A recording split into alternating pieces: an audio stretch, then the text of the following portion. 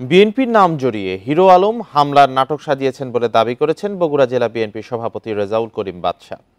রোববার বিকেলে নবাববাড়ি রোডের দলীয় কার্যালয়ে সংবাদ সম্মেলনে তিনি বলেন, ভিডিওতে দেখা গেছে হিরো আলমকে যারা মারধর করেছেন তারা কেউই বিএনপি ও এর সহযোগী সংগঠনের নেতাকর্মী নন। একই সঙ্গে আদালত প্রাঙ্গণে হিরো আলমের উপর হামলার ঘটনায় তীব্র নিন্দা জানান তিনি। এর আগে দুপুরে বগুড়ায় আদালতে মামলা করতে গিয়ে মারধরের শিকার হন আলোচিত ইউটিউবার আশরাফুল হোসেন আলম ওরফে হিরো আলম। পরে অভিযোগ করেন বিএনপি নেতাকর্মীরা তার উপর হামলা চালিয়েছে। আমি তো মশলা বদলে ফেলেছি, এবার আপনিও বদলে ফেলুন। একবার প্রাণ গুঁড়া মশলা ব্যবহার করেই দেখুন।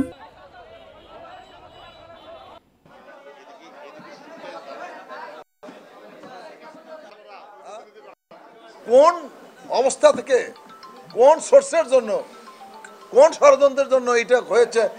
হিরো আলম কেন আসবে, তাকে কেন মারবে, কেন বিএনপির নাম বলবে? আমার কাছে তো মনে হচ্ছে এটা পুরো একটা পরিকল্পনা, ছক অনুযায়ী কাজ করেছে বিএনপির ভাবমূর্তিকে ক্ষুণ্ণ করার জন্য।